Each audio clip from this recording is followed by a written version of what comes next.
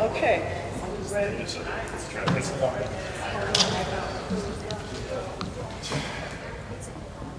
Hello, everyone. May we get started? It is 7 minutes after 5 minutes after 7. Okay, may we stand up and do the Pledge of Allegiance. I pledge allegiance to the flag of the United States of America and to the republic for which it stands, one nation, under God, indivisible, with liberty and justice.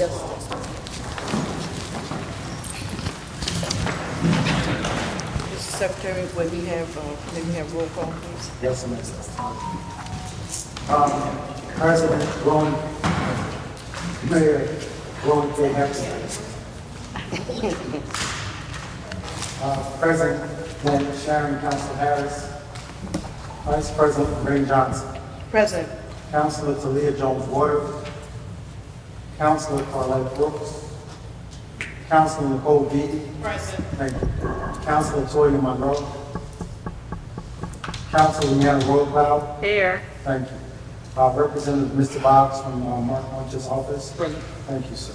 Nafis Nichols. Our Finance Director, Mr. Londa Hughes. And our representative, Megan, from Joe Crusoe's office. Present. Thank you. Madam Vice President, that is the roll call for this evening. And I see we do not again have a quorum. We don't need a form now. We're not To at least get it started? Okay, good. Thank you. Could we start with the manager's report? Yes, You do not have the president's report, do you? no. Okay. So, ladies and gentlemen, this is the manager's report. This dated from May. Can you move to the microphone? Wait from the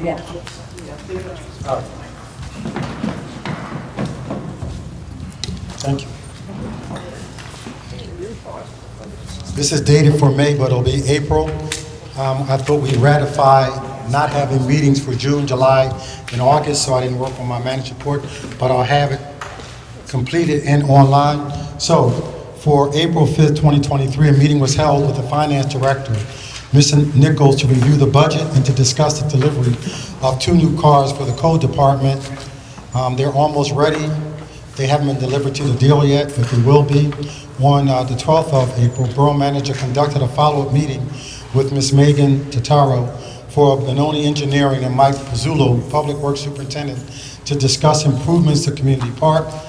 Items to be agreed upon are equipment for a new tot lot and a new refurbished picnic tables and benches, a new pavilion including new barbecue grills.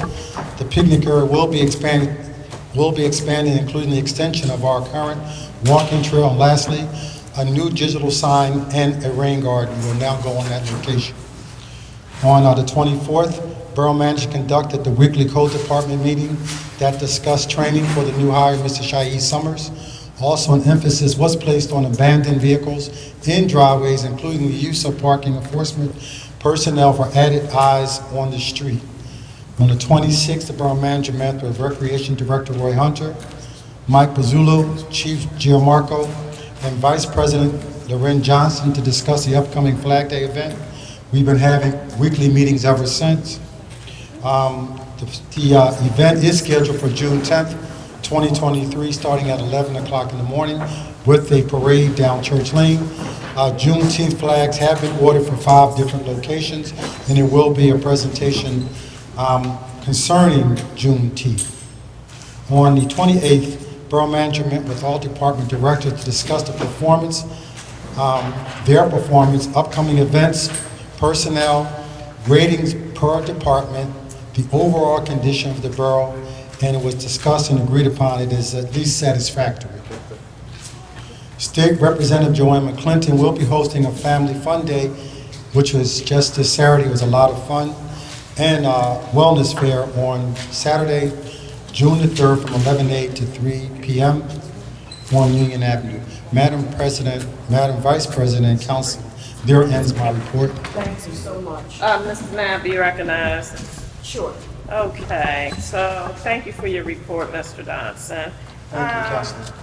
are you going to speak on the changes for the $1,500 community grant that we discussed? If you would like me to, Madam Yes, Council. I would like you to. We had a meeting in my office, I think on Friday, with our two participants, Councilor Roquelaud and Councilor Beatty, concerning the application for the community grant.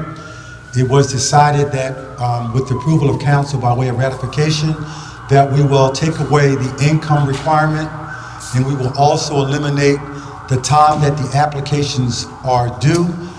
We concluded that we'll use the money up. If it takes us 6 months, 8 months, 9 months, we'll use it all up. And income, we originally had it as no income. With a couple of changes, we put in $50,000 because the median income in Yaden is about $54,000 to $56,000, $54,000 to be exact. So we eliminated that. We will post that on the website, that those two changes have taken place. I do, as Borough Manager, have the power to change it now, but I will wait till the 15th when it's ratified by council. So I'm confused, what you mean? You have the power to Well, change I spoke to, it. as I emailed you, Mr. Box, that I could literally change it and we can move on with the new process. Well, why don't you just do that? Why you wanna wait? Ma'am, excuse me, she's talking to you. So, Madam Councilor, I'll do it immediately. Yeah, I think we should. Okay. Yeah, Would you agree? I agree. Consider it done. Okay, thank you. Thank you. Would there be anything else? You look Can I ask a confused. question on that?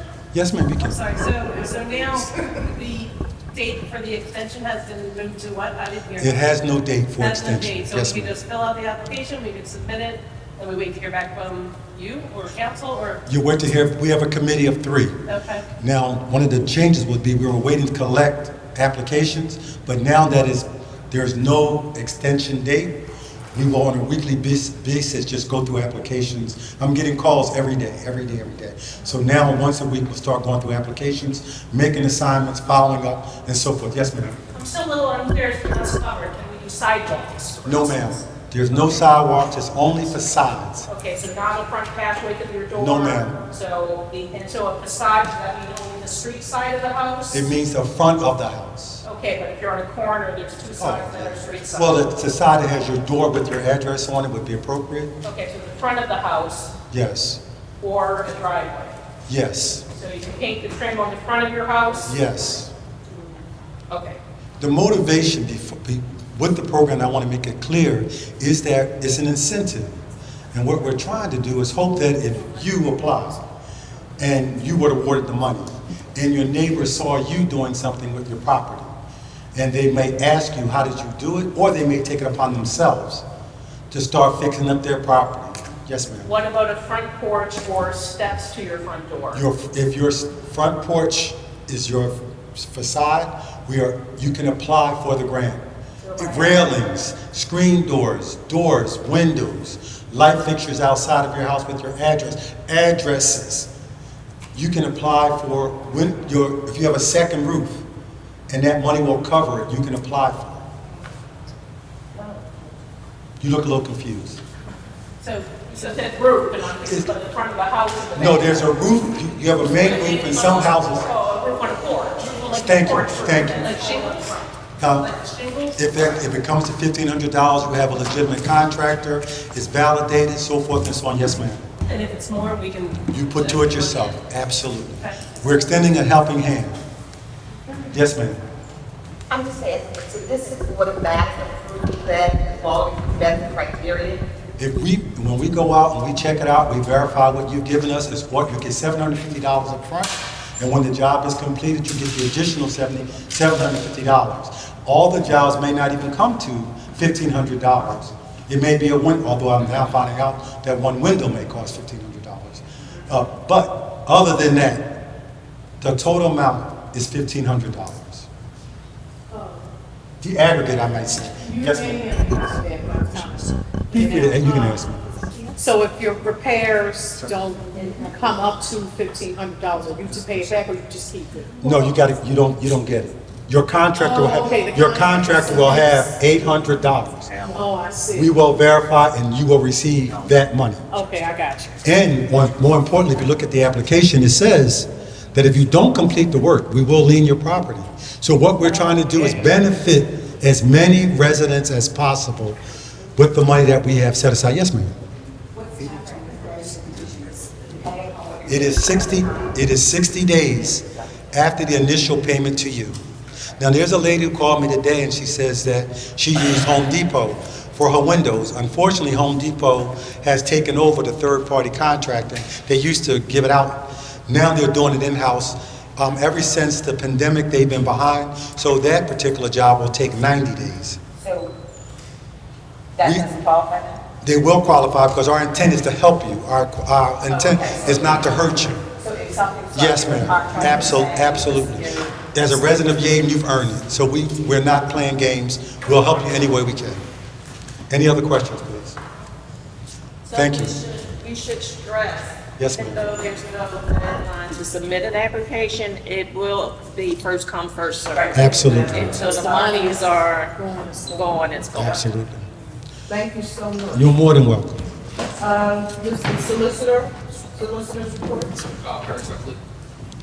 We had an executive session with council on May 30th, it was May 31st, last Wednesday, where council was updated on all legal matters. So my report was given at that session. Thank you. Tax collector is not here. It's the tax collector's report. Does anybody have it? She forwarded, I thought she said she forwarded, but I don't have it. She never gave it to me, so we're going to, if it is, I'll read it. It's not there? Thank you. Engineer's report? No. I have a few things to update on. The first being the annual road program. We have contracts executed with the borough. We are working with PennDOT on their final approval, which we're hoping to get in the next week, and that will move forward on the paving. The Cypress sanitary sewer improvements, that project was bid. The low bidder was Garjoul and Sons with a total bid of $237,700. That project has county funding for $200,000 and was already budgeted for $37,000 from Liquid Fuels. I've dropped off the contracts for that project tonight, so that will be moving along shortly. And the last one that I have is to discuss moving forward with the Duff Avenue Improvement Project, which will be addressing some of the sinkhole and settlement issues along the road. Again, that is another CDBG grant. Majority of the construction for that project is covered. And at the next meeting, we will be looking to get approval to go out to bid for that project. The situation over at Chester Avenue, how long possibly will that take? Chester Avenue. The progress on Chester Avenue for the opening of Chester and Church will be over Wednesday. They're opening up Chester and Church on Wednesday. The rest of the project from the TriStar up into 65th Street will probably be another 2 months. Okay. Or we're opening up that intersection Wednesday. Okay. That is it. I understand everybody knows that that's a very critical traffic problem right now. Okay. I think it's only been about 7 days or so for that. Okay.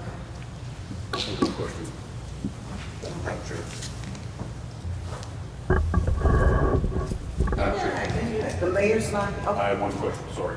sure. One for the, what's the first one, the first question, the first thing you read about the paving? Yes, there's annual paving that will be completed on a small portion of West Cobbs Creek, Pleasant Road, Rondale Ave, and what's the other one now? We changed it from Eden. Cerro Ave, 800 block of Cerro Ave. Cerro Ave. Because we're not going to do anything with Dayton Avenue until.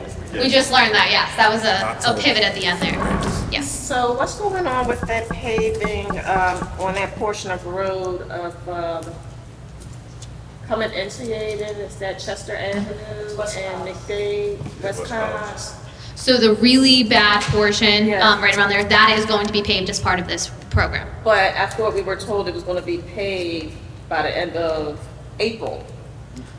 We hoped by June at this time. We are at the final stages of PennDOT approval, but unfortunately, we're at the mercy of them for this point. So now it's June. Yes. This is June. Mm-hmm. We'll get the month. Now, will be a problem with SEPTA doing their construction on Chester Avenue? I don't believe it's Absolutely not. gonna conflict at all. It won't conflict at all? When will SEPTA be done on Chester Avenue? Between TriStar and West I Side? don't, I want to give you the exact date, but I'm looking in, it's May, it's June. I'm going to say July or August, all the way to 65th Street. Right, so if they're gonna be there until July or August, and we're talking about the paving of that really bad portion is gonna take place sometime in June, so that means, No effect. We will take our road, which is here, and Chester Avenue's there, they're going to pave it and roll out of there. It's not going to affect us. but I mean, as far as shutting down for cars won't be able to go there. 2 days, tops 2 days. So that, In and out 2 days. so that stretch of road will be completely shut down. Completely shut down from midday Okay. to 65th Street for 2 days if possible. Milling one day and layover the next day. Right, well, that's what I wanted to get to, that road was gonna be shut down. I don't know about shut down. They'll let traffic move a little bit, but it's going to be a 2 day process and that's it. It'll be a small hiccup, not the full Chester Avenue. Yes, we're going to have little problems. They'll go away quickly. Okay. Most will, of the I time, they do promise. not close the entire road, they do half of the road, and they have traffic control to direct Well- during the middle of the day. It'll move a little bit. Yeah. I'll take your word. It's a 2 day hiccup and we'll deal, take my word for it, please. It's a 2 day hiccup and we'll deal with it. Yeah. Any other questions of the engineer? So I do have a question. Can we confirm that the infrastructure below that required this road to be maintained so much has been repaired so that we won't have these problems going forward? I mean, do you know Our about Jules, below? work is done, storm sewers are fine, and the sanitary sewers are complete. Okay, There's no more infrastructure problem now. There's no water service that goes through there. There's a small gas service that runs through there. so my concern is like nothing was done under that area in particular. It stopped right before then. No, the sanitary sewer was completed from the Longyear Boulevard all the way down to Chester Avenue. 100%. Okay, so they did close that. Okay. Yes, it's completely done.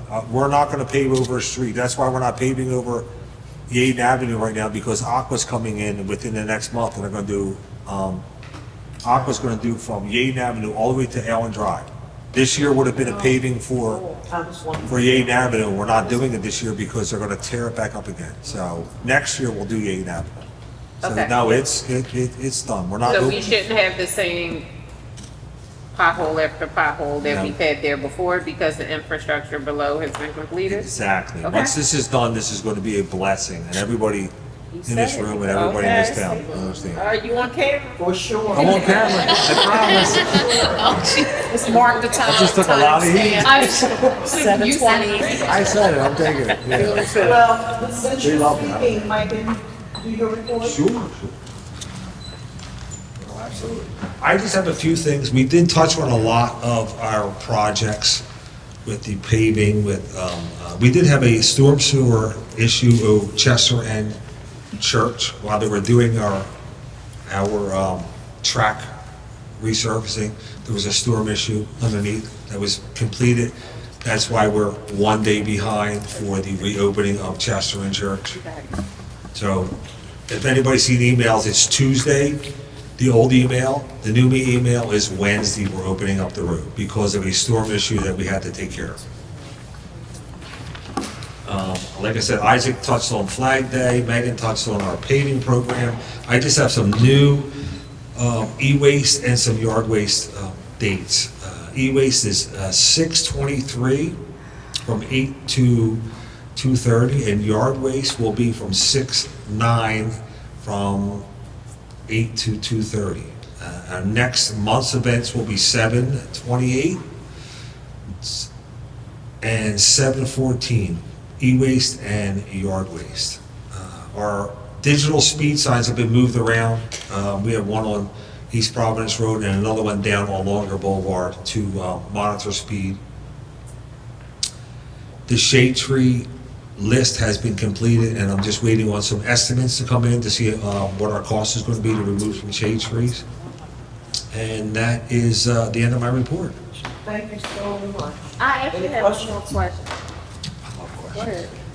It's the 100 block of property where the sign was moved. It was the 200 block of Providence Road. It's on my street.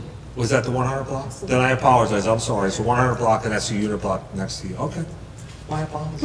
I got the wrong block. I'm sorry. For the engineer there. Do we have an update with respect to Church Lane and McDade? Ooh. Church and the day. Um, Which, let's go with which part? The speed humps or the one-way pattern? Both. Okay. Yeah. So it's a really large project. We are still in design. We are, working through the permitting and getting started. And again, that is still going to be next year till we really start seeing anything happening. But we are proceeding with the speed hump, PennDOT's gonna call it a speed slump, but it's gonna be a speed hump on McDade, just left of the intersection. And that's going to happen very shortly. Again, we are in like the final days of permitting with PennDOT for that as well. So do we have an ETA or? I don't, at this point, I do not, it is all on PennDOT to give final things. We had to do resident notifications and we had to wait for some signatures, so I don't want to, it's not on us anymore, and I don't want to even take it as an estimate on installation. But as soon as we get that approval, our contractor is lined up to install that. Now, when you speak about the speed bump, is that going to be the real nice permanent speed bump? Yes. And where would you say it's going to be located? Do you know how we describe it? So if you're at the intersection, it's going to be to the left. When people speed around and the house has been affected, it's going to be prior to that. But you're saying if you're coming Yeah. from I know. Londale Okay, so to you're not the- Church we're Lane. talking about McDade Boulevard between, let's go, Yaden, Cyril, Yaden, Bullock. In that area, Coming up. heading towards the Okay. intersection where our residents' house has been hit 1,000,000 times. Right. They're gonna slow people coming down that way. Because that's on the right-hand side, going towards Church Lane. Correct, the right-hand side. You keep saying left. Yeah, she's saying. I'm sorry. She's coming up the wrong way, exactly. How many speed humps are There's, I think it's 3. Is it 2? Okay.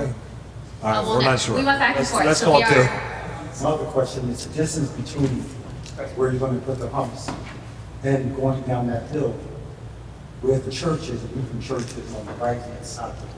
Is that enough stopping distance? Because those accidents are occurring further down the hill. So where you plan on putting humps, is that enough stopping distance to make people slow down before they get, arrive at Church Lane and they both are crossed?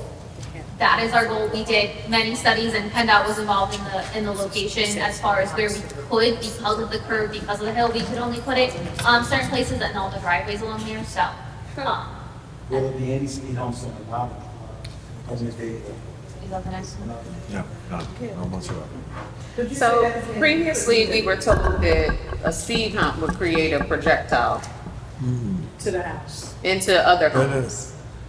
They'll be so far back on, say, Yaden, Bullock, and Cyril Avenue that they're not a bounce hump. It's a large hump. Oh. This hump's going to be probably, I'm going to say 12 feet wide, 12 feet wide, deep. It's not a projectile. It's going to be a hump. They're not going to be shooting off this way. It's going to tell people, oh, wow, what's that? And the next one will be like, oh, wow, what's that? It's going to slow them down. It's not a little bump, and they're projectile. And it's So have you been in designed- conversation with Chief Jamarco about other traffic calming measures that we could implement there as well? That was you.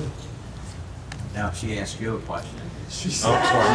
I'm already The here. other Go ahead. traffic calming, well, and I will say this, as far as the other traffic calming, that's coming with the larger project, the one-way, that will slow, more of the traffic down as well. And it'll be designated lanes, but I don't know how much, I believe previously the project, because that was something we came into, the applications that was discussed, previously with the police chief as far as what the need was there, and that's where those applications that come from and this grant. So will there also be, writing on the street leading up to the pond? So there's going to be warning signs as you're coming up to it, as well as what I'm going to call dashes, so that it leads you into the skate pump as well. I do have a projected project list that shows you the whole layout. If it's all like it, I'll Well, who forward it else to you gets all. to see your private drawing? Wasn't just mine. Someone gave it to Who me. was I'll at the share it. table? I'll share That's it. why I asked if you included Jamarco. Who was at the table? We need to know who knows what. Under the bus. Okay. I'll throw you under the bus. He doesn't even. I will share all of those with everybody. Yes. My last question is, what's the schedule for summer trash and recycling? So like, when is the 2-day trash From- starting? It would be July July 5th. 5th, and holidays, you're not doing recycling that week? Holidays will not be recycling on Wednesdays. No holiday. Well, I'm sorry, you pretty much holidays are coming on Mondays, but no holiday during the week will help recycle. So they have come and picked it up on my street during the week. I know. They didn't pick ours up until Friday, but it was like, we didn't know what was going on. I'm So working is there a on way that. You know, like the to put that recycling, stuff- they're not canceling the recycling. I know. Well, they didn't pick up our recycling. I understand. I've had conversations with the trash company, and we're getting our communication better. For some reason, he's doing one thing, our calendar says another.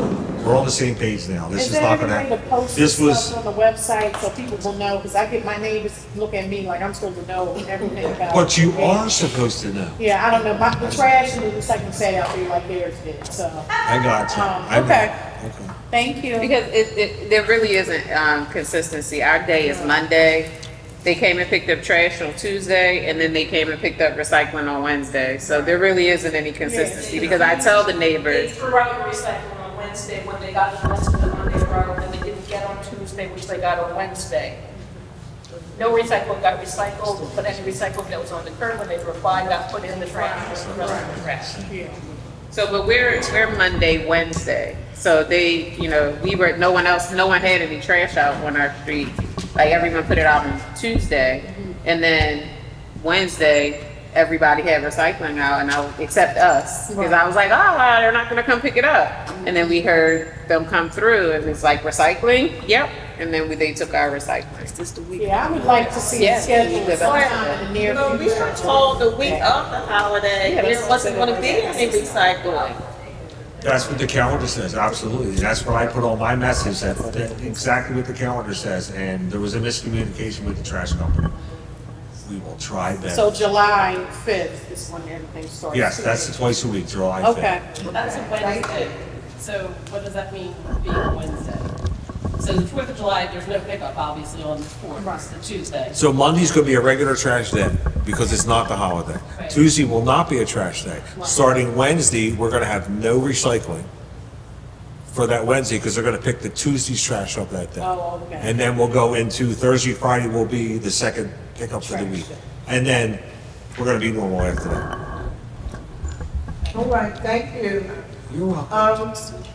Acting Chief Mike, would you like to? I don't have very much. Fire department remains busy. Hey, I don't do that. Fire department remains busy. As far as that, I don't have any numbers at this point for you to let you know what's going on. So that's all I have. You said. We remain busy, that's all I said. Was the truck, was the ladder truck repaired? Where it ran into a truck before, and we had to have the hose put back on? Yes. Yes. Is it all done? Everything was fixed on that.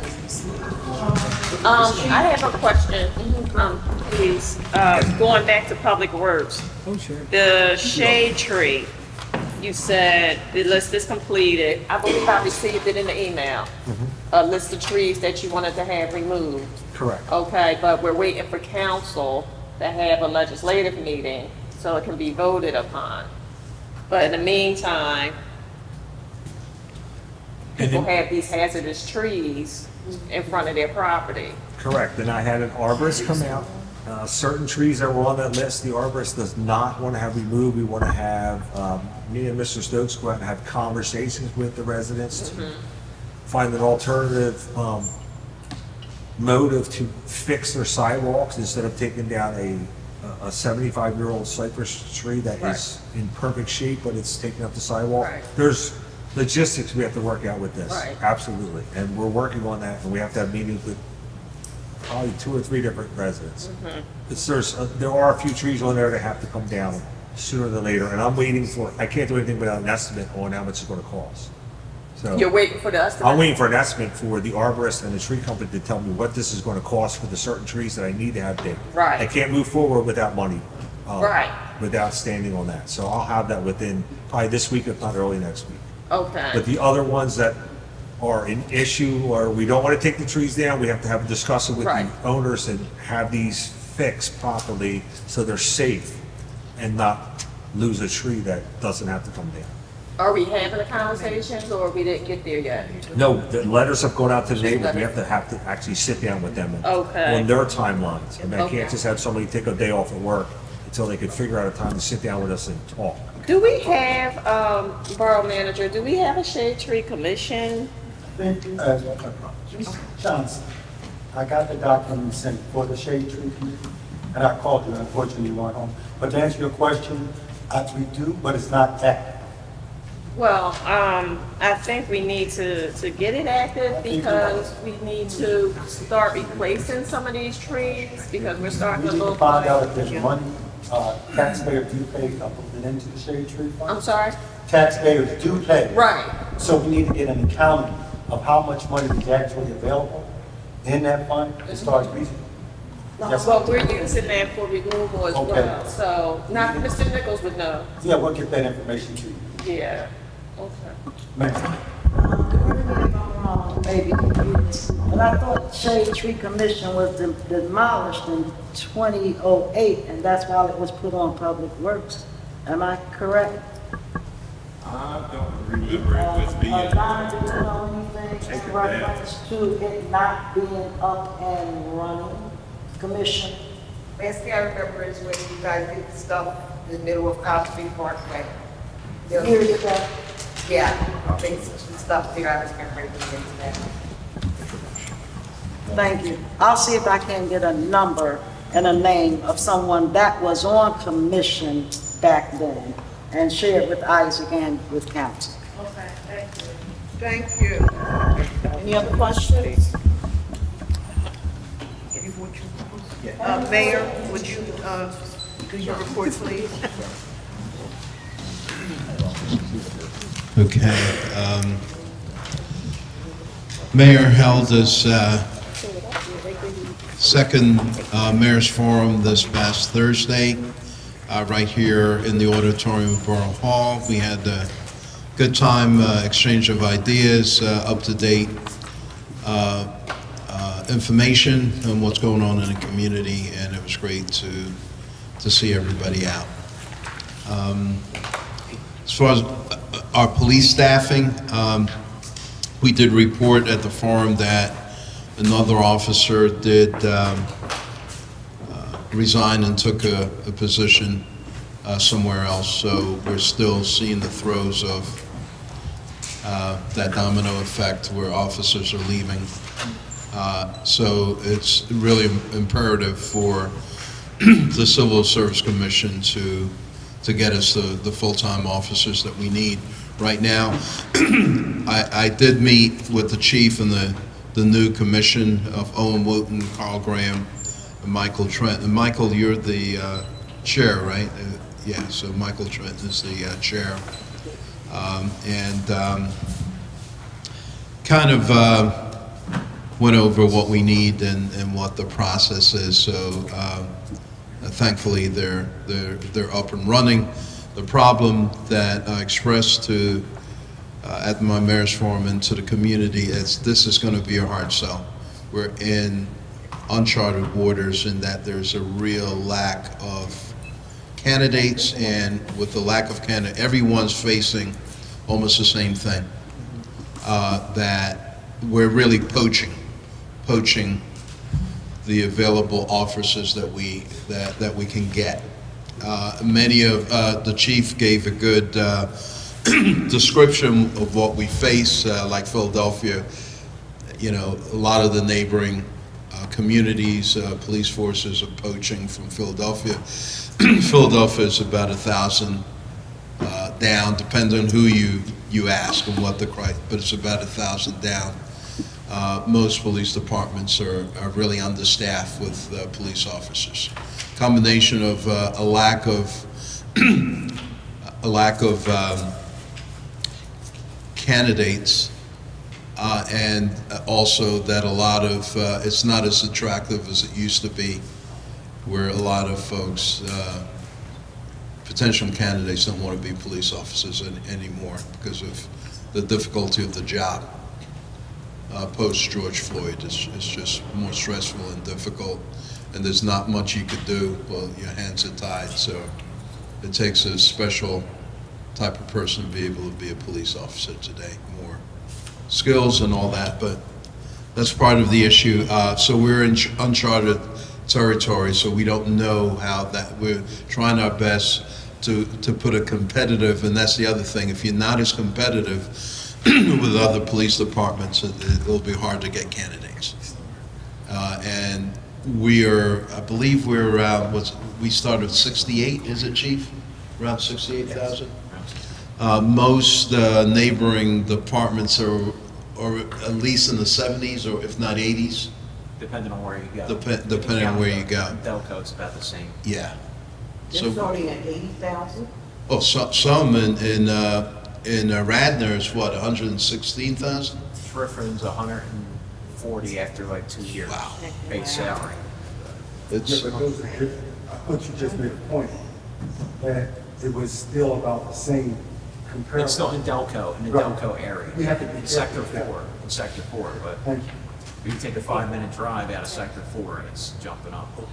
and you have to understand, we're in the same pool in the 25, 30 mile radius. Yeah, we may be competitive with other neighboring boroughs, but we're, as an entity of boroughs, we're not competitive to the area. That's what I'm saying. Right, to the bigger boroughs and other municipalities. Like where I work on my day job, it's a lot more. Believe it, it's in the 80s. And they're offering a $2,000 signing bonus. So Mayor, if I could, sure, if I Councilor. could just offer, you know, I hear a lot about money. I don't believe that people just go into policing for money. So I think that it's imperative that we start to restore Yaden in a way that makes this a desirable community to want to work for. I mean, when we have our very own counselors skipping meetings to spend taxpayer money to go to Hershey Park and attend conferences, that's not a good look for our borough. When we have our very own counselors utilizing our public works facilities and using our parks without permits, without reason, to host personal and private events, that doesn't bode well for communities. People see that, you know, and it's not only people who want to work here see that, people who want to live here see that. And you know, that would turn anyone off as a resident wanting to become a resident here as well. So when we're thinking about, you know, our shortages, we need to think about what we're doing to cause these things and how we can turn that around. Because it's not just money. I don't think people just come here for the money. This is a desirable community. But if it's operating in a dysfunctional manner, people aren't going to want to live here. People aren't going to want to work here. People aren't going to want to play here. And and the criminals see it too. Some of the conversations that I've had with our administrators here as well were that, you know, people are trying to use our parks for dog training. You know, it's like anything goes in Yaden. You know, so there was the advertisement on Nextdoor, on Facebook, of the gentleman saying that he was going to do dog training in our community park. It was supposed to start on Sunday. If someone hadn't caught that, if someone had noticed, that could have been an additional liability to our community, to bring a bunch of untrained, non-socialized animals to a park where children play. It could have been horrific. So, this isn't just about going across the bridge and getting more money. We have to make ourselves a desirable community to want to work for. Counselor Monroe is correct. Money's certainly part of it, but probably because it's almost like a volunteer, you have to have a certain heart, a servant heart, to take that job. So you're right, it's not all about money. I have to say to you, and I don't want to be political, and I don't want to bring up, but I have to be honest with you in that there was another officer that left for another neighboring town, and this officer, because when you put yourself in their shoes, you find their chief, whether you like him or not, you mess with the mayor, change his office, and you go to meetings and you're told to do it's, and the things that have happened, I'm just telling you the truth. I'm not trying to be political. They've given a vote of no, they don't want to be here because they don't feel, in other words, it's like, oh my God, who's next? They could go after the mayor, they could go after my chief, and they bully, they feel, who's next? They want to live in or work in to the counselor's point, in an environment that's open, free, and trusting, and honest and open, and they don't feel that they have it here anymore. And it's never been like that. That's the God's honest truth. And the truth of the matter, and the fact of the matter is, they're giving us a vote of no confidence. I was thinking that too, man. I mean, we've gone vote of no, this is a real vote of no confidence, where they're saying, look, all this time I'd like to be here, something has changed, radically changed, where we no longer want to be. That's the fact. Now, we could deny it. Mike? I'm going to take my fire hat off on the table over here, and my resident hat says that the function of the borough has to do a lot about I've talked to many of the officers. And you work with them? And I work with them on a daily basis. And they see infighting going on, and that's not what they want.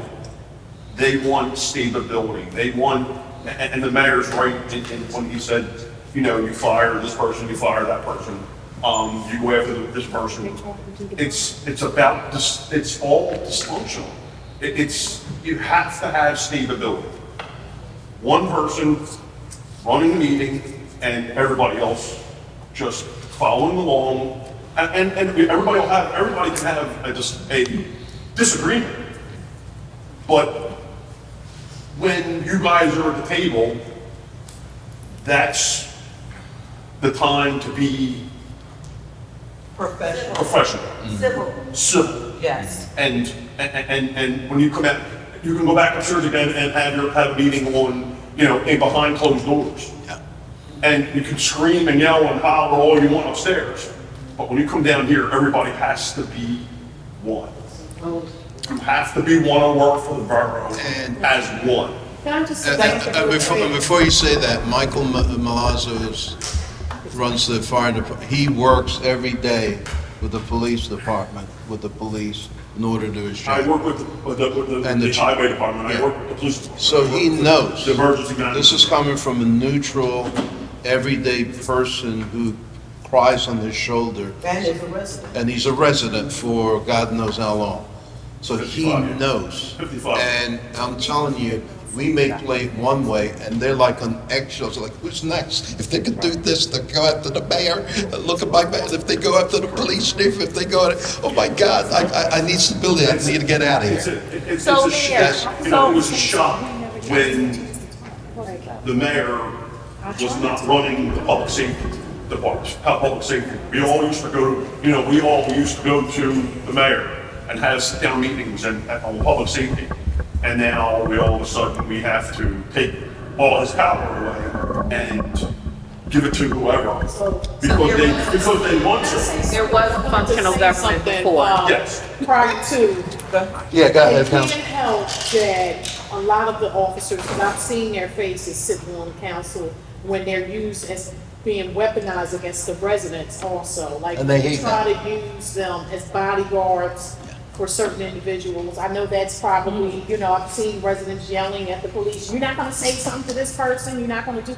So it's all of it is dysfunctional, and it needs to be addressed. And what I would suggest, Chief Gianmarco, is that you guys really seriously consider some type of, way to market this police department as something that's going to be attractive for people that, I mean, everyone's probably heard about the chief situation in this local area. But some type of way to kind of say, all right, moving forward, this is what we, you know, because police, I mean, look what they did to the lieutenant when the individual hung himself. And so it's like all that stuff people are hearing, why would you want to work? You know, so it's not just one thing, it's a combination of a lot of things that makes people not want to stay and then people not want to come. So all that needs to be addressed. Ms. Johnson? I just want to piggyback on what Mike said about safety. January the 16th this year, Mayor asked Jones Waters, about safety because I got to the mic and I wanted to know when we were going to have a safety committee. Jones Waters said to the mayor was ready to do what he was supposed to do, as he did prior to this administration. We met on a Saturday morning in the office downstairs and Or had... via Zoom. I'm sorry. Or via Zoom. Exactly. We haven't had a safety meeting since this council. That's correct. So then, are you having formal exit interviews with the officers? Or that would actually be the borough manager who should have exit interviews. Yeah, Is it there probably a should be the borough manager, because they're not going to tell me anything more than I know. They need to tell the powers that be that cause the overriding situation, whether it's a borough manager or the council president. So then, Borough That's- Manager, Mr. Dodson, have you performed any formal exit interviews with the officers that have left? No, ma'am, I have not. I have not been involved with the police department since I've become the borough interim nor the borough manager full-time. I look forward to, I found it really strange that I don't talk to police officers, as I find it strange that I was not going into the police department for quite a while. So all those things are strange to me, but I would love to be involved in that. Chief Gianmarco, what about you? Because a few left on your watch as well, right? Yeah, I don't, no, just one's currently leaving, and I'll tell you exactly why he's leaving. I believe in facts before acts, and there was a situation with the first, and I can't get into pending litigation, but there was the first incident of the unfortunate situation happened to Cell. People came out, and I'm not gonna get into finger pointing, and weaponized, as you said, the police department, and basically called for people's heads without literally going down and looking at videos and conducting investigation. We're all quick to rush to judgment, and I learned from one of my mentors at 16, you know, two things, you lie, you die, that's big, and facts before acts. And I know we all want stuff to be done right away, but some investigations take a while, so instead of vilifying people, maybe people just need to like cool their jets, keep their powder dry, and look at the whole totality of circumstances, and that's why he's leaving. And this started, he actually went through this process starting in October of last year. And I tried to have one-on-one, I believe in having an open door policy with my officers, and I'm having one-on-ones with them. And that's, a legitimate open door policy. And I've talked to him, I tried to keep him, the sergeant tried to keep him stay. And his thing is, and I understand that, he has a family to worry about. So as the mayor pointed out, if they're getting rid of people willy-nilly, or if they're going after people, That's scary. That's scary when you have a family to worry about. Who's next? So moving forward, can we at least make sure that, Chief and possibly, the mayor, have formal exit interviews? I will. So that it's set that up. documented exactly why people are leaving, and you know, they can be anonymous. Yeah. But just stating, these are the reasons why the officers are leaving, so that these situations. Yeah, it's a little uncomfortable in that this unusual situation is very distasteful. We've been talking about it.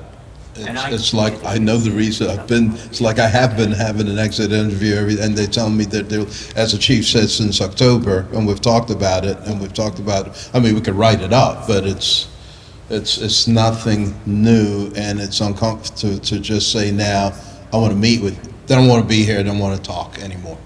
They want to move on. It's not a normal situation where you could have an exit interview for the matter. We know the reasons. They've been saying that for a year. And you have a man, let me tell you the other side, and I talked to one of the protesters about it. He said before they interviewed him, looked at the tapes, there was demonstration that you are murder, you're George Floyd, you have done this. And the guy's got a family and kids. And he said before they looked at the facts, before they interviewed him or looked at anything, they said, you are a murderer. You murdered. Well, and that's what You murdered us. Mayor, that's what happened. That's what happened with that first. Yeah.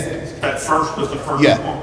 The first, that first, Right. they automatically, And he said, so you want an exit interview? They took those guys all off the street and put them together, put them in desk duties for X amount of time, while CID collected their investigation, collected the tapes, and made sure that all the officers were right on point. And to put it more specific, he was actually outside on duty when counselors mentioned his name, and they didn't know that it was him. They called his name while he was standing there, that he's guilty, he's a murderer, and he murdered, and that's what police do. They murder, come in our town, and they murder black people, because that's what they want to do. Okay. He's got a family. And you wonder why people Thank want you, to. Mayor. But I think you all need to include the borough manager in the, That, gladly, if I could do that, gladly. You need, yeah. Okay. But, Thank you very much. I did hear the borough manager say that, you know, he couldn't go in the police department for a bottle of water. But that's, you know, there are certain areas that need to remain under. Okay, so there are certain areas that need to remain inaccessible unless you are an officer. So that's not a matter of personality. One other thing, I could tell, and then no one asked me anything, they jumped to conclusions. They didn't ask me anything about, or proactively, what do you think of this, they just come to their own conclusions. Yeah, you cut Councilor Monroe off. Not you. And I could tell you, because I know that officer is one of our best officers. I don't think you could really replace him. We don't have any issues with him. We don't have any problems. Officers like him don't grow on the trees. We've got, not to tell tales out of school, this is what I'm saying, we're in uncharted territory with what we're facing in policing. Next door in East Lansdowne, their sergeant, or whatever, lieutenant, hired 2 officers. They look good, they don't come to work, you're stuck with them. They're not, don't tell they're not up to par, and you're stuck with them because now they're full, it's not gonna be easy. When you have good officers and you have a system, be careful how you dismantle it, because you might not be able to replace it. Mayor, you cut Councilor Monroe off. He was speaking. Oh, I'm sorry. I was just reminding Chief DeMarco to make sure to keep the areas that need to be inaccessible, to, you know, don't compromise. Okay. We just talked about the safety. Yeah. I'm not even worried about I'm going going to to. revamp the public safety meetings because it hasn't been, we haven't had. Okay, do you think you can give us a time and a date at legislative? You'll hear soon. I'm Thank you. just waiting for, it'll be soon, Thank you. when I get back from vacation. Chief, Yep. your report, please. Yeah, good evening, everyone. For the month of May, we had 897 calls for service. That was actually down 145 calls from April. There were 3 criminal arrests for the month of May. One was for simple assault, terroristic threats and harassment. One was for DUI, and the other one was driving under influence of a controlled substance other than alcohol. There were 58 tickets, 58 actual traffic citations written in the month of May. That's up 28 from April, so we saw improvement in that. There were 1,143 parking tickets issued. There was 12 non-traffic summary citations. We only had 5 in April, so that went up. They ran the gamut from stalking, harassment, retail theft, and also a bunch of disorderly conducts and public drunkenness.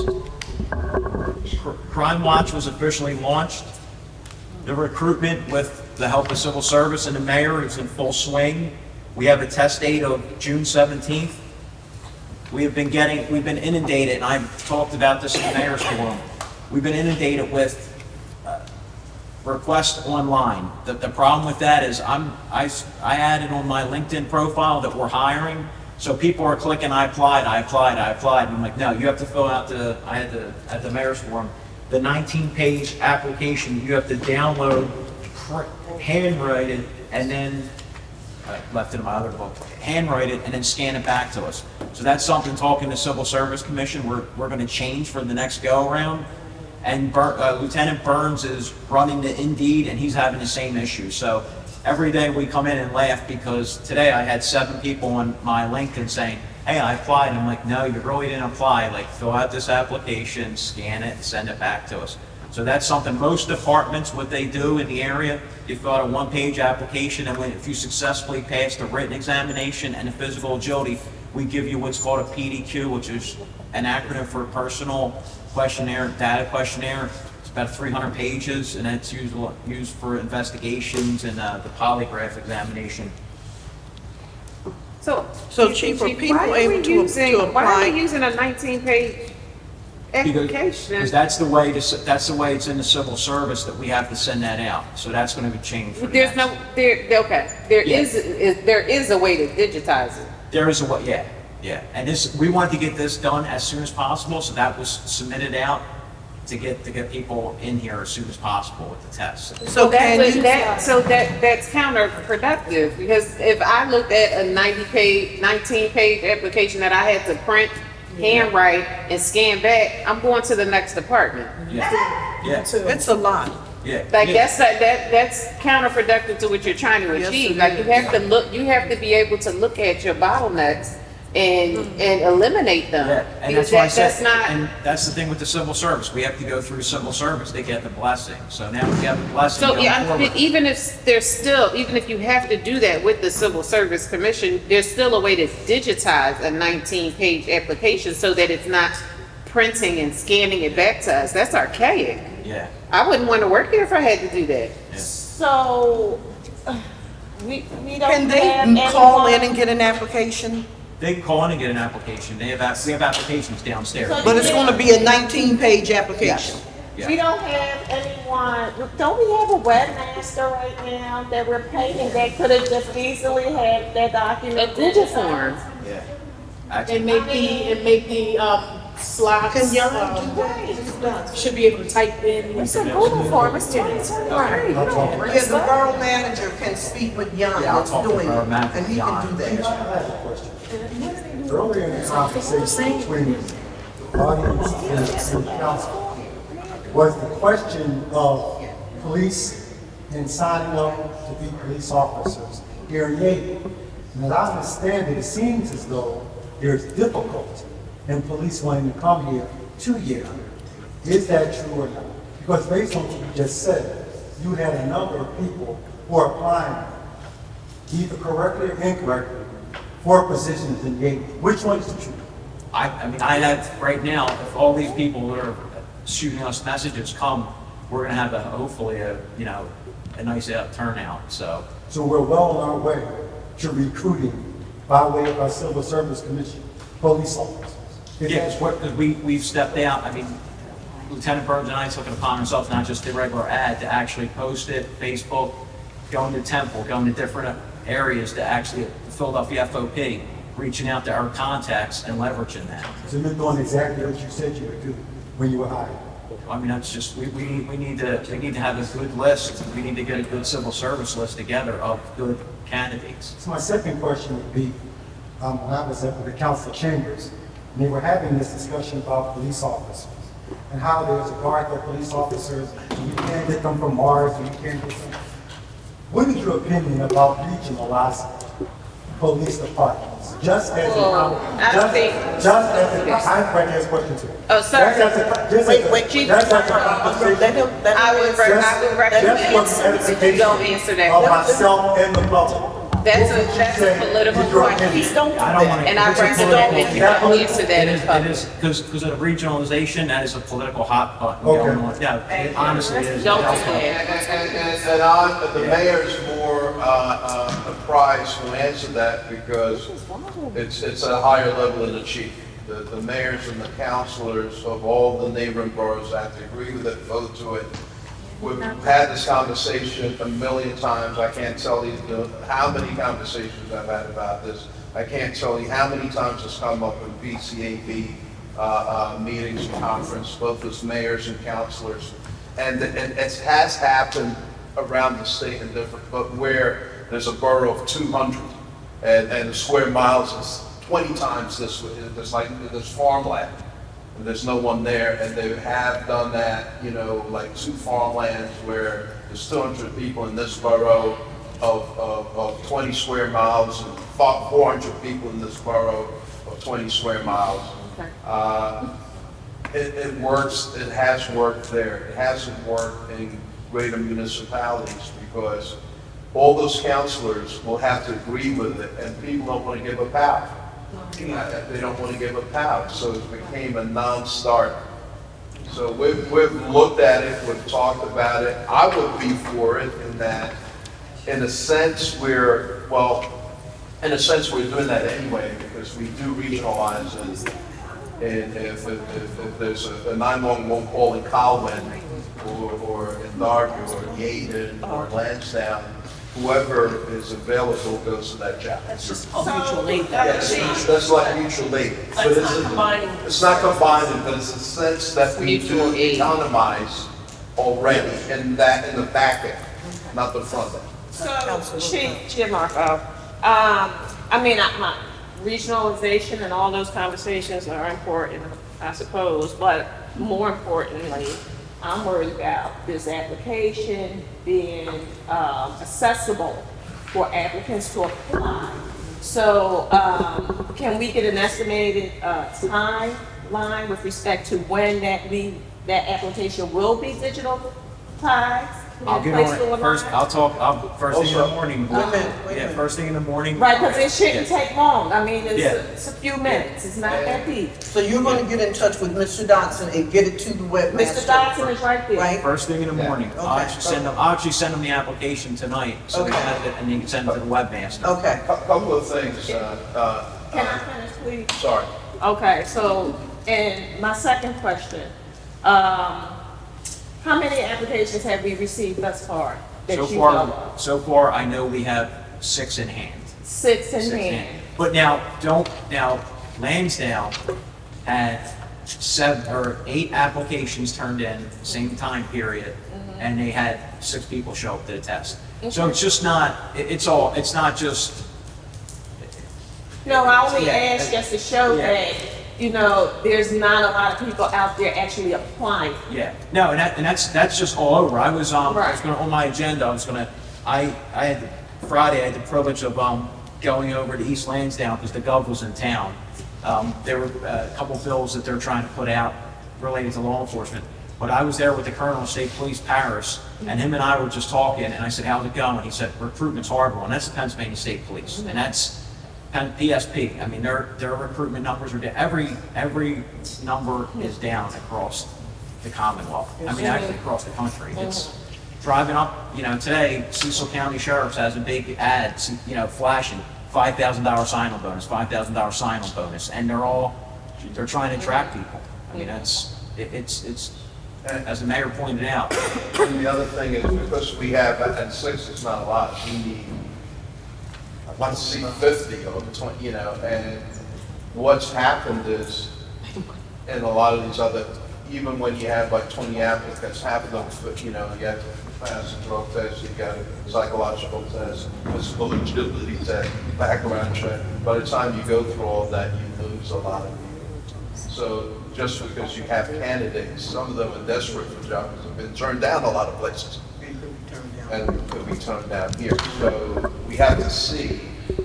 I'm hopeful, but I'm just telling you how the process works and what the experience has been in other places. A lot of them fail out for one reason or another. Anything else, Chief? Oh, go ahead. So with respects to the test, you have people applying, then it comes, you have to take the test, you have to pass the test. And then, the civil service command. But then at the end of the day, isn't it council who has to approve hiring? Which, that's where the problem lies. The problem doesn't really lie with getting these guys into tests and all that stuff. It's getting council to answer the questions and to be able to get the president of council to say, yes, let's hire people and get the vote. Instead of all these, all people saying no to everything.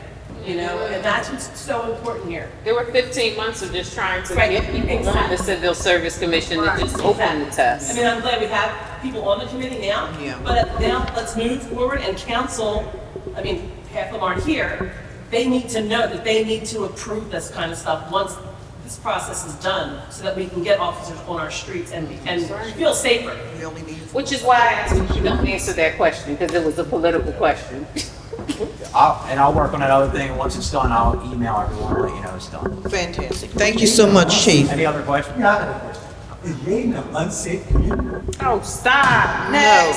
No, it is not. Sir. Go ahead. That's almost like the question that was last time I beat my wife. What we try to get over is this thing about we all appreciate and want police officers. But I try to keep it balanced without the fear. You are an expert in your field. So to belie the fear of our residents and to say that we are moving along, is it extreme? It's all I'm trying to say. Is it extreme? Do we have time? Is the process working? It's not emotional. It's not Mr. Dotson. It's reality. You are a police chief. Is our town, and I'm a resident, I pay taxes. Is our town safe? No, sir, no. That's very subjective. That is very subjective. Don't do that to yourself. Chief, would you like to answer that question, please? I'm gonna. One crime is too many crimes. Okay, thank you. Mr. I'm trying to comment. Go ahead. For the last 10 minutes. One of the things that we've been talking about is with regards to why have we had so many police either retire earlier than we expected or because they were leaving. There's a lot of different reasons, but I think one of the things that we really need to recognize is that they need the support. They've gotten support from the residents, and the residents have been supporting them, and they're aware of it, and I think they're appreciative of it. But they have not always gotten the support from the legislative counselors. And we need to actually make a change with regards to that and actually show that we are supporting the police and that we want to have the police. If we don't do that, you can get all the applicants that you want. Because I would think that these candidates are going to be applying to multiple places. So if they get an opportunity, they're going to go to a place where they feel that they'll get more of the support from not only just the community, but also from the legislative. And I think we need to actually be aware of that and make a change with regards to what has been occurring. I think we're starting down that path because now we do have this civil service commission, but we have to continue forward with regards to showing them respect. You're welcome. And just for numbers, because it wouldn't be a thing if we got like 50 candidates, 50 to 70. So even you want. You also, I'm sorry, Yeah, I'm not- you have other departments, you have Lansdowne, you have Upper Darby that's hiring. They're hiring 15. You have this department, that department. Darby's going to be hiring so many guys. So you're like you said earlier, you're trying to pull from a very thin pool, and they're all going to this one pool, and then they're trying to pull from the little tiny pool. If they applied for us, chances are they They applied apply for for several Darby, others. that's right. Okay, thank you. Mr. Stokes, ordinance, zoning, and then emergency management report. Good evening, everyone. Good evening. We're going to do emergency management. It's a short one. There was no incidents that involved the emergency management department, but either the fire department or the police department. Since it's June, there is an in-service training for all emergency management coordinators, June 14th at the 911 center, which I will be attending. Code enforcement. There was 20 zoning use applications. There were 2. 26 East Providence Road, they're going to put a fence up. It's pending a plot survey. 1106 Duncan Avenue was for a deck. It was approved. There was no zoning hearing applications. The hot spots in the borough is parking for the apartment complex is still having issues of trash not placed in the dumpsters by tenants and illegal dumping. 1219 South Longacre Boulevard, the property exterior cleanup is still ongoing. That was handled by Inspector White Summers. 2628 East Providence Road is a civil issue of the property line dispute. That is the one in reference to the fence at 26 East Providence. Action items, applicant Lip, 517 Church Lane. Had a court hearing on May 16th of 2023. He was a no-show. He was found guilty he was directed to remove the sign. Citations were issued. As of today, the sign is removed, but he still is getting the citations that were issued prior to today. Apartment complexes, our rental inspections are ongoing. All the inspectors are doing it. 1000 block of Yaden Avenue. We had a sanitation sewer issue between neighbors. It was ongoing. One neighbor was delaying repairing a problem, which was causing an issue at the next door property. The water was shut off at the property by Aqua. That was handled by Inspector Wormley and myself.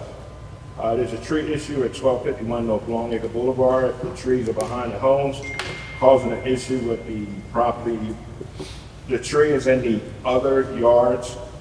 There is a meeting on Wednesday with the property owner on South Longacre where the tree is.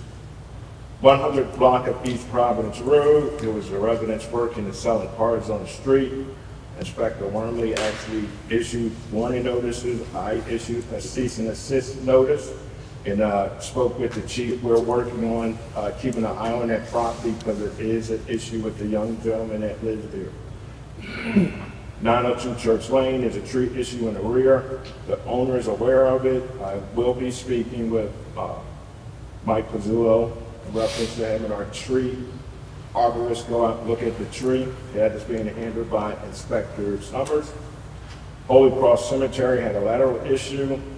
It was handled by the cemetery, and it will have to be looked at again by Public Works. They sent the video of something other than what was reported the other day.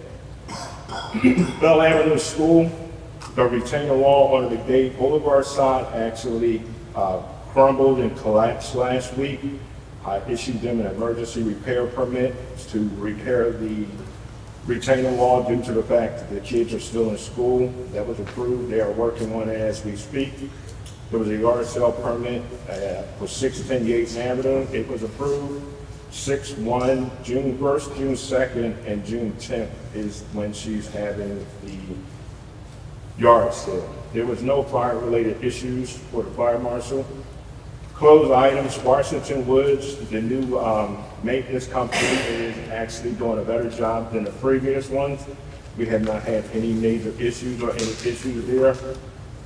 Forest Creek Apartments, which is 300 North Front Street, there was a tree that was reported on their property that fell over into another property on Darby. That is a civil issue and is being handled by the 2 residents of the property where the tree is. Grace Court Apartments and inspections have been completed. Kirkfield construction is still continuing. Evans Elementary School renovations they will be started once the permits are obtained. And of course, work is still in progress at the Wellness Center at 125 Chester Avenue. Important issues that are usually on my report every month. We need to appoint several zoning officers because a couple of them resigned and some moved out of the agency. I'm sorry, how many did you say? It's 3. 3? Yes. Need to appoint members of the planning commission. The planning commission is not active at the time. We should have one. Property maintenance abatement, we had a total of $760, which was turned into the borough. Our code revenue for the month of May is $20,729.03. And that report is my report. Also, Mr. Stokes, the class that the council takes, what is the name of that class? The required training that all councils are supposed to take is the NIMS. They are supposed to take it once they become councilors. If you do not take the NIMS training, the state of Pennsylvania under FEMA and PEMA do not have to give the borough of Yaden any grants. So that's imperative. When does it start? Well, they haven't enforced the part of not giving grants. That's why we are having the meetings with the coordinators through the county and the PEMA and FEMA. But all counselors were given this information several years ago that they had to take these classes. But when does it start Which we went for this current council? It should have started the first month that they got elected, and I did notify them by email under the last administrator. We did get an email. Under the last administrator, Okay, I I don't did remember. send that out. Can you send that back out to us again, please? Yes, I will. Thank you. Also, the McDade Flea Market, I spoke with you about speaking to the owners of the McDade Mall over there, so we can start having those great big flea markets like they used to have in September. How did that go? I have not heard anything back yet. I will keep you updated. Please do. Okay, thank you. I'm sorry, I just have a question. The hot spots, such as 1219 South Longacre, is there a timeline? As long as she is progressing, we are checking with her every day. Due to the fact that this property was in this condition, I'm going to say for maybe 20, 25 years of neglect and clutter. She actually has done a lot in the last 2 weeks. I mean, I know that there was a dumpster out there. Yes. The dumpster is moved. Another dumpster hasn't been put out. She's out there every day shifting stuff from one side of the yard to the other, but it's not going anywhere because it's not another dumpster. No, the reason with the issue is there was a problem with the dumpster company. We are, like I said, we're speaking with her on a daily basis in reference to this. Again, this is all the debris that you see that's getting moved to the front is stuff that is actually behind the house. And this is, again, from years of not taking care of this property. Yes, but this year, basically, I went through the solicitor and getting an administrative search warrant to force her hand to do what needs to be done. So that's why it's occurring as it is occurring now. Thank you. Director Stokes, I have Yes, a question. Yes. So, well, actually, I have a couple of statements. So, well, the first is a question. Dumpsters in these apartment buildings. The apartment building on Church Lane, Washington Woods, you indicated you was going to forward a letter requesting that their dumpsters be enclosed. Yes, Was that, we did not hear nothing back from the company yet. so you didn't hear anything back? So, what would be the next step? I'm going to call the maintenance company, the management company, and speak to someone directly and get an answer from the owner, not from the maintenance people who maintain the property. I'm going to go over their head and go to the owner. So are we requesting or are we instructing? We're requesting that gets done. There's nothing in the ordinance that says it has to be fenced in. But what we've discussed is, we've noticed that when they're not fenced in, people are dumping and just dropping it. So that's what we're going to do. We could probably put it in an ordinance to say that it needs to be fenced in, and that would be up to you guys as council. So my thought process for that is that if if they're unsightly because they're overfilled, if we're making sure that we properly cite them, they're either going to, and they believe the excuse that they've given us is that they're overfilled because other people are dumping in them. So if we make sure that anytime they are overfilled that we are properly citing, either they're going to take action to make sure no one else has access to those dumpsters, or they're going to keep paying us. They're going to get tired of paying us. But I think if we're more vigilant in the enforcement, then we have to do things that are within our power. If we don't have the power to make them, to make them enclose it, and, so it's not unsightly, we do have the power to cite them into correction. We have cited them many a time where they have just paid the bill, paid the money to the court. And then we just, it's a revolving circle. How much, That's what how much they is do. the citation? Well, the citation is from $100 to $1,000 each citation. So how much are we? How many times have we gotten to 1,000? It's basically, we would have to write on the citation that we want the maximum amount. So And then have we been doing it? we have not put the maximum. Well, that's why amount. they don't care. Right. So Well, is that I a know part? we discussed it before with the solicitor in reference to making it higher, and that's what we're going to do from starting now. I guarantee you we'll get That we talked about. No, that's a different one.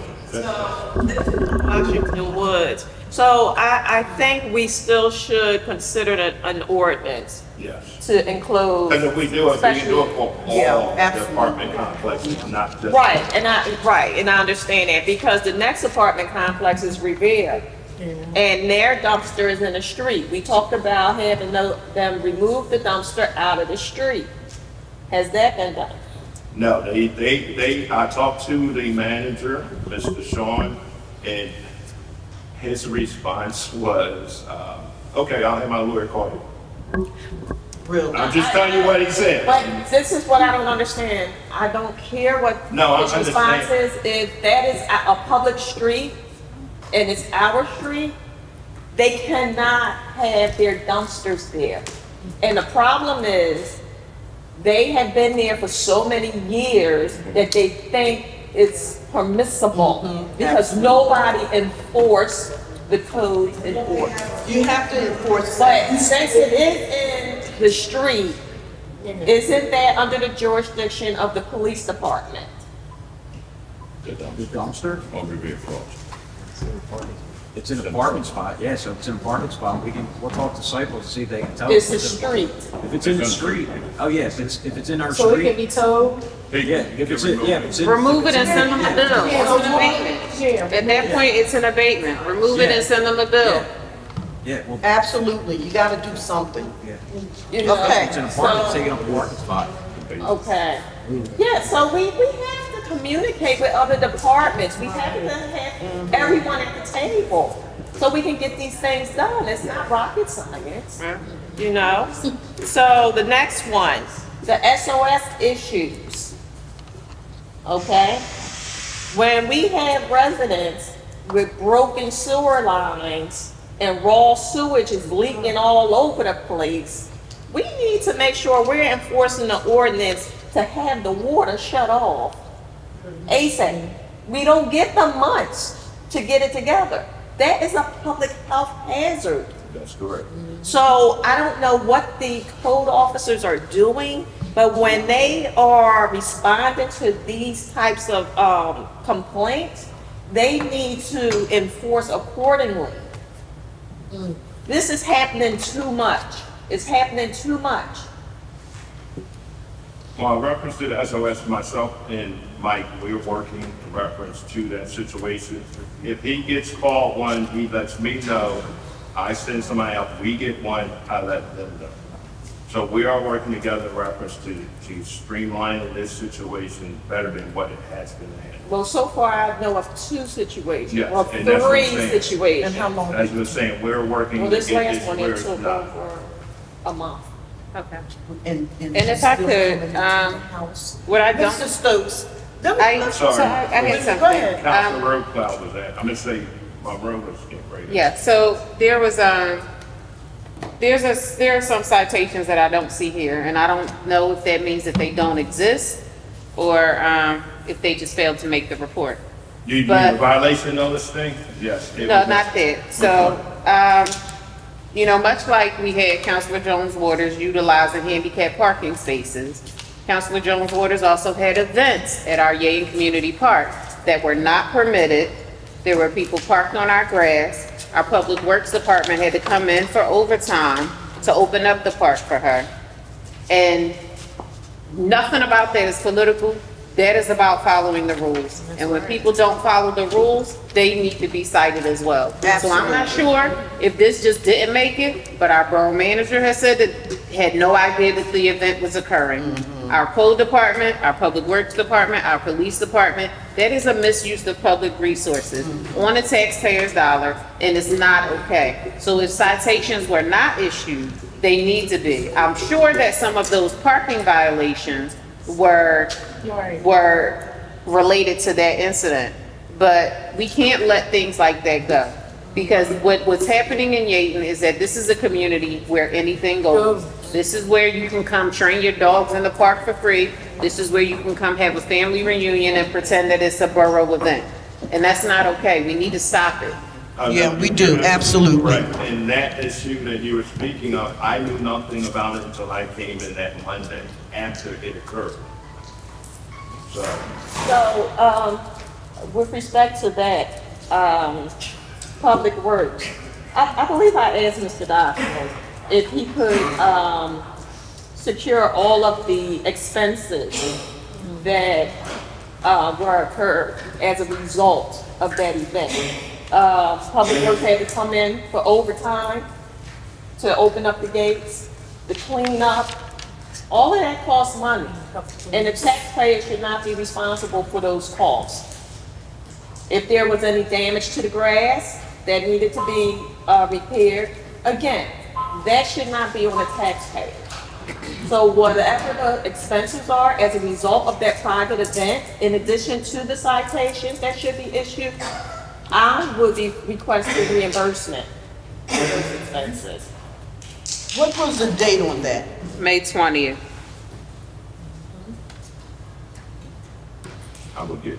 The counselor has said publicly that nothing was going to be charged back to the borough. Well, if it was an event that was sanctioned by the borough, there should be some legitimate expenses associated with it. But if it's not, then why are you having an event that's not permitted? And I don't mean allowed, I mean actually securing a permit to use the park.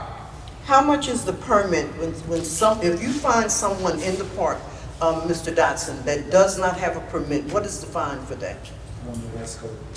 Mr. Stokes? Those, again, the code, the violations for the borough is from $100 to $1,000.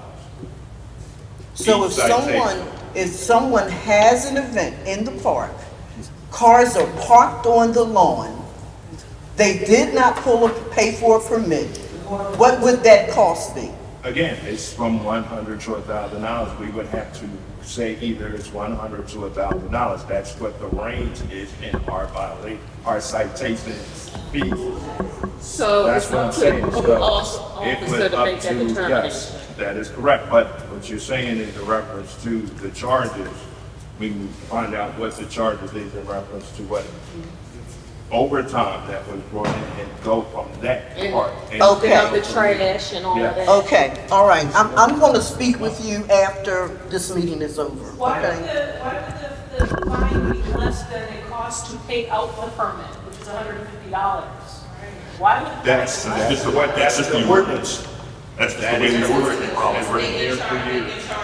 So I think the solution would be to ensure that we at least recover the fee, and that there also be additional costs that are added to that. So for this, like I understand that you say that, you know, the fee for that infraction is 100 too, but because this infraction itself costs over $100, the fee should definitely start at $150. Absolutely, I'm in agreement with that. Well, actually, Okay. it should be more It should be more. because she is a public official and she knew better, okay? I'll talk with Mr. Stokes. We'll but get it straight. Subsequently, you know, there was an event, I'm sorry, just to add on, like, there was an event this past Saturday. It was permitted, everyone knew what was happening, and there were nobody, it was permitted well in advance. Right. This other event appeared on the website just days before it occurred.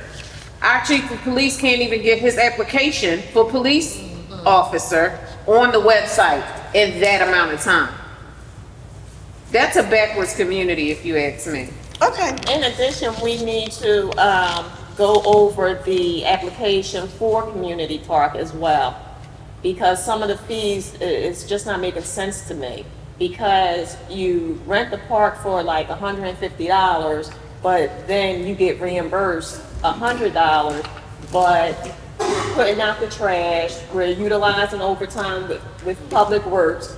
So it's not making sense to me. Okay, we can do that. People though, it really shouldn't be a burden beyond $50. It shouldn't be an excess of trash if it's, they abide by the limit of only 15 people.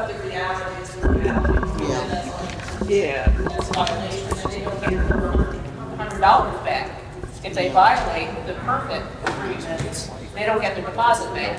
No, that is something. Yeah, we need to update. Yeah, we would have It's to. only $50 they get reimbursed. I mean, would get back. How much do they get back? 50? How much? $100 back at $50. So we only getting the $50, but we Yeah, it should be We need to reversed. redo Yeah, that. because we're utilizing overtime, we're dumping the trash, I mean, Well, it shouldn't be any overtime because you're not allowed to drive in there. Just a family of 15 people is having a barbecue and it's only 15 people. They park in the parking lot, they walk into the park, nobody's unlocking anything, nobody's showing up, nothing's happening. If they're abiding by the, all. what if it's on the weekend? Same thing. They don't work on Saturday and They don't Sunday. even show up for a family, have a legitimate birthday party in the park. Oh, I see what you're saying. I see what you're saying. I'm thinking about opening up that access gate like you had Yeah, to if you do do something for a legal. private event. Then you need the vote. Well, we are looking at different, Right, But but it's just a regular permit. but it was Shouldn't a, be any burden. I see what you're saying. we are looking And at. I think the penalty for not getting a permit should well exceed the cost of a permit. Absolutely. Yeah, of course. So if you Yeah, there has decide to be to a have an penalty. unsanctioned event, the fine for that should be well more than having should a be. permit. Otherwise, you're just gonna take the fine and get the permit later. Absolutely. Mr. Dodson, you were saying? We are looking at different municipalities and what they're doing at their park. Philadelphia, the Garden, they all have different ways of utilizing their pavilions, their parks. So I would ask in the next council administration that they take a hard look at how we use our park, the different ways other communities are using their park, and they're gonna find that ours is pretty adequate, especially when we're gonna invest well over $200,000 to fix up our community park. So that's worthwhile. Okay, sounds good. And the last thing we have is recreation. Mr. Hunter's not here. So Flag Day, Juneteenth, everyone, next Saturday, begins at 11 o'clock through 5 p.m. We have a live band coming. We have a parade starting at the building right across from TriStar. We have horses coming, there'll be food, we have vendors, they'll be all around the circle, the fire engines, we have face painting, we're giving away free pretzels, water ice, and water to the kiddies. And hopefully we'll have a really nice time. Everybody come on out. So far, people have been calling, they want to volunteer, and Hopefully next year we'll be able to use Kerr Field again and get back to normal. And also next year we will be celebrating Juneteenth on its own, so we'll have back-to-back things happening. I wanted to say the event that Representative McClinton put on Saturday was awesome. The information that we received was awesome. I have some booklets with some of the different things that, you know, she spoke of or had the people that were there. And everybody, come on out Saturday. Let's get together, have some fun. I'm just about done. Go ahead. Okay. I want to know how many sponsors do we have for Flag Day? Now that would be, I think Nafis would have that information. I'm not sure. You don't know, do you? No, I think Nafis has that. Give him a call tomorrow. Yeah. How many vendors? I think so far we may have about 8 to 9 vendors. And I've received 3 phone calls for people that want to be volunteers. I think it might be maybe 5 or 6 volunteers. So it's coming together with half the budget, so I'm elated. Maybe Dotson or you can give how many sponsors it is at legislative on. Say that again. At legislative night. You looked at you guys. Do you think that any one of you can give how many sponsors we have this year? I'll find out. I'll call Nafis and find out. Thank you. Councilors, please come out. Let's have some fun Saturday. Vice President. Yes. Moving towards Citizens Forum. Yes. Okay, Citizens Forum. Anyone want to speak? So are you, Ms. McDougal? is there anything else? Would you please come up and speak, please? This is the, So is there anything else on this, the whole what is that? list? This is the recreation report. You spoke about Oh, Flag where Day. was it? You didn't get the copy of those? No, I didn't. All right, it's somewhere. Oh, you in it, look at it.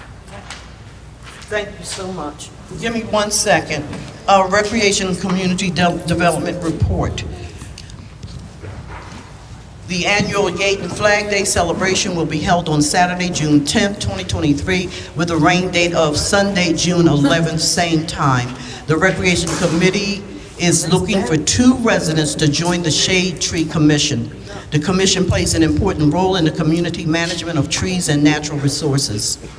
The Eastern Delaware County Stormwater Coalition will hold a rain barrel workshop on Tuesday, May 23rd at Yaden Borough Hall, 6 through 8 p.m. Check the borough website for registration information.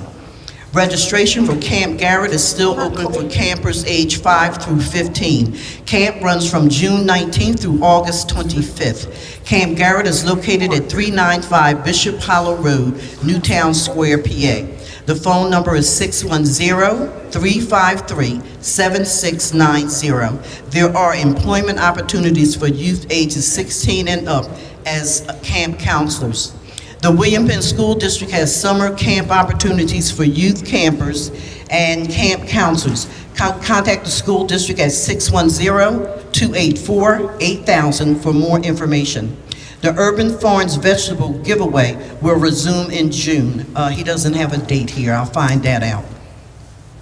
Additional native plants, flowers, and trees will be planted in the rain garden at Gunther and Bailey Road in the near future. The rain garden has been very effective in capturing the water coming off the municipal parking lot. The rain garden was made possible through a grant from the Eastern Delaware County Stormwater Coalition. Preparations are being made to continue the vegetable garden in Community Park. There is also a vegetable garden at the Yaden Library. Both gardens are receiving technical assistance from the Penn State Master Gardeners Program. Anyone interested in the library garden with the Penn State Master Gardeners Program is held on Tuesdays at 5:30. I've been a part of that, growing the vegetables there. My mother used to grow vegetables and the collard green. If you put the collard green in front of you, you couldn't even see me. So hopefully we'll have some wonderful vegetables over there. And I believe that's it. Any questions before we adjourn? Ms. McDougal. Ms. McDougal, please come up. you can take the mic. All right.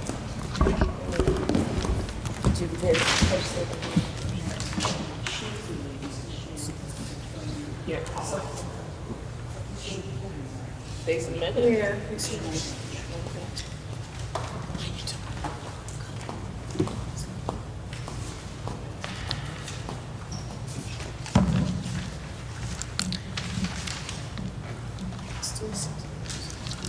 There's been such a big holdup on this particular invoice, and I understand there's a lot of questions that needed to be answered because it was the wrong information given. So I think the first thing, if y'all don't mind, is to ask me the questions you need to ask concerning the pricing on the invoice. Hello, everybody. My name is Miss Tony. Everybody knows me as Louise McDougal, but I'm Tony McDougal. I am here to defend an invoice that I submitted for the work I did for the swearing in of our great chief here, so.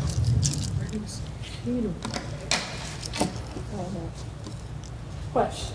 Yes, ma'am. So I remember at the, when did we have a legislative meeting? We didn't have one in May, so in April, there was controversy about who actually provided the services. So, from what I can remember, there was some discussion, Counselor Johnson said that she helped you. Oh, and also Counselor Roadcloud mentioned that there was some invoices for across 3 different days. I'm just going by memory. I remember we talked about this quite a bit. So the discrepancy from what I can remember from April is that you billed for 3 different days of setting out food. I remember Councilor Roadcloud saying, who sets out food for 3 days? Okay, so let me clear that up, because I didn't bill for 3 different days. What I did was try to give a description of the days that I came in and what I did each day, because I did work by myself. Okay. And so I was trying to give a description, and if you notice, I even wrote down the times that it took me to do such work on such days. And even though the tables and chairs on January 29th were in the room, what I needed to do was arrange them, lay them out, and spread them out in the room accordingly. If you see on the 31st, that is the actual day of the swearing in. And what happened that day was food, beverage, appetizers. I did a setup, I did a layout, I did a bar setup. I donated white wine, red wine, set that out in the back. And that tells you the time that I did that there. Each day, I worked primarily by myself. On the day that Ms. Johnson helped was the day of the ceremony. Okay. And what she did was a part that I didn't do. And I don't do cooking food or preparing food, but I did the layout of the food. Okay. So she was in the back doing the food. So part of our concern was the fact that there were no receipts presented for this event. And I'm sorry you didn't get that, because I did submit the receipts to Sharon. I submitted the receipts to, Sheila Bryant is our financial clerk. Okay. So you submitted that to me. Yep. Yeah, 'cause we So have 3 different those. people had a We copy of the need receipts. and So They were already submitted, and on that last council meeting also, when we could not have the meeting upstairs, I submitted what I just gave to you, along with several copies of the receipts. So usually services are discussed and prepared for in advance. From our perspective, this is something that just popped up.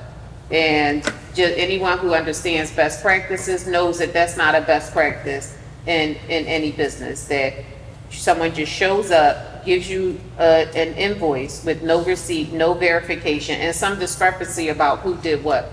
I understand. When the invoice didn't chronologically match what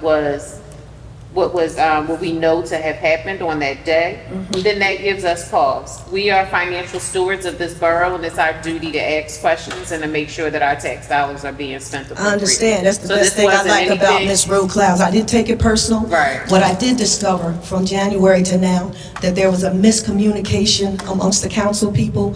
Some people got some information, some people got others got information. And I also recognize that a lot of people got incorrect information. Yeah. So I thank you for allowing me. I attempted this last week to come in and explain myself and explain this invoice. Well, I guarantee you, people didn't want to share the explanation, that this was just about getting what they wanted pushed through. There were, you know, when we asked for additional information, we were never told that there were receipts. We are the ones who pointed out, well, where are the receipts? It says that these things were purchased. How are we going to maintain this inventory? Where are the, you know, you have utensils for permanent use. Yes. Yes, it's only $24, but where are those utensils being stored? Who has Well- them? Where are they? And what does that even mean for the borough? So those things are questions that I think that we deserve to be answered as a community, because any dollar cent is a dollar that somebody in this community earned. As a businesswoman myself, I understood that. That's why I was very thorough in giving out the information even before the event happened. To answer your question, one of the things I did, because I noticed when I took inventory and went to our room, I noticed that there was materials constantly being purchased and constantly being used.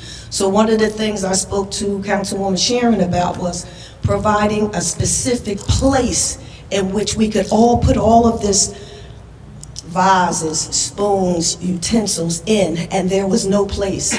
So what she approved me to do was I purchased a step stool canister that's on wheels so we can drag it in when we have a party and drag it back out. Mr. Dotson took that along with all of the things I purchased for that day. I stacked them into 3 stacks, gave it to him, and he wheeled it away that evening. Ms. Johnson had some other things herself, forks, plates, knives, vases, flowers, all of that. That went in another container. I don't know where that went. But currently, all the things that I purchased is in the hands of Beryl. And what I'm going to do is go to the President Council, to Council Jones' orders, and to Sheila, and get as many receipts as I can get. I guess you don't have any at this point? I don't know what you're talking The about, receipts, receipts. and your receipts, you didn't make copies of the receipts? Well, she should have the original. Well, she already. Well, the originals, did you give them copies? Thank you. Right. I have them here. You do have some, okay. So, Mr. Dodson, where are those items that was purchased? They are locked up in a very secure location, right behind. Oh, they're in the back? No, they're behind. Oh, they're in the closet here. Okay, It's on. okay, not in the kitchen area. No, they're not. Not in the kitchen, Now I okay. gave up my secret. So this, Ms. McDougal, this invoice right here. Yes. This invoice was the last invoice we received.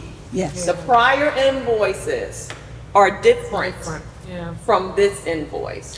Yes, the reason why it's different is because I deducted some of my fee, and the other reason it's different is because there was a candy bar I had on there, so I had to deduct that amount and make adjustments to the receipt. No, the difference that I noticed was on each of these days, the 29th, the 30th, the 31st, you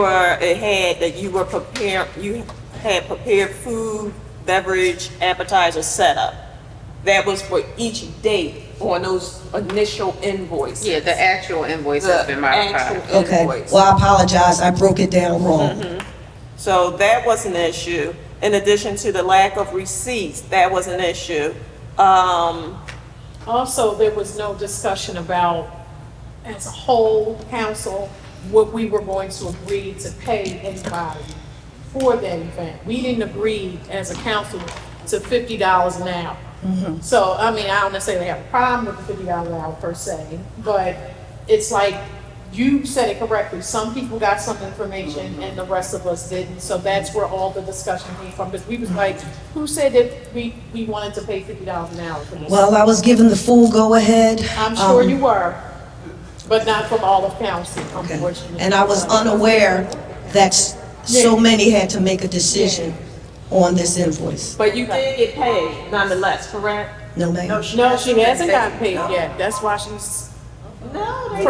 No. Not since January, not a dime. We didn't We pay had her the meeting and at the meeting. somebody tried to give her a less amount but because of procedure, I think it was. We had a motion to Said table. that's not how we do business. No, I believe at that last meeting. Yeah, it was they voted through.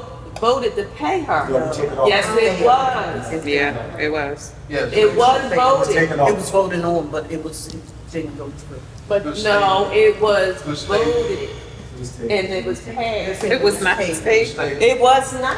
It wasn't, Yeah. okay. No, it wasn't because at that meeting, I remember I was upset about it. Miss Tony, they voted to pay you. They did vote to pay you. But you haven't passed. It did not. It did pass. Where's the minutes? Where's the film? Where's the film? Head and head got it. Before the council. Because he didn't get paid either. You ain't get paid either? Oh, you know why you didn't get paid? It wasn't on the AP list. It wasn't on the. No, it was voted, it was voted and it was passed. 4 councilors passed it. And she probably didn't get paid because, oh, I don't know. But we got to pull the tapes. We have to look at that. Councilor Monroe, you remember, right? Yeah, it was in addition to the AP vote. It was an addition. It was absolutely voted. We only have 2 days now to go receive our allocation. Well, if y'all I'ma start give having you- these meetings where the finance director can't I'ma be give you present, copies. I then can't, maybe can we you make get some copies more now? information. Can't give you my originals because y'all lose stuff. If anybody would. So we don't take her. It was absolutely voted on. It was voted on. And it You don't have passed. to, don't go over I'll go make copies of them. I remember the one. I'll take it downstairs at the firehouse and make Will you, copies. thank you. Ms. McDougal, Ms. McDougal, can you go she'll make with copies. the lady? She'll make copies for you. Thank you so much for that. And it's canned. It was brought to the floor. Okay, it is 8:55, and this meeting has been adjourned. Thank you, everybody, for coming out.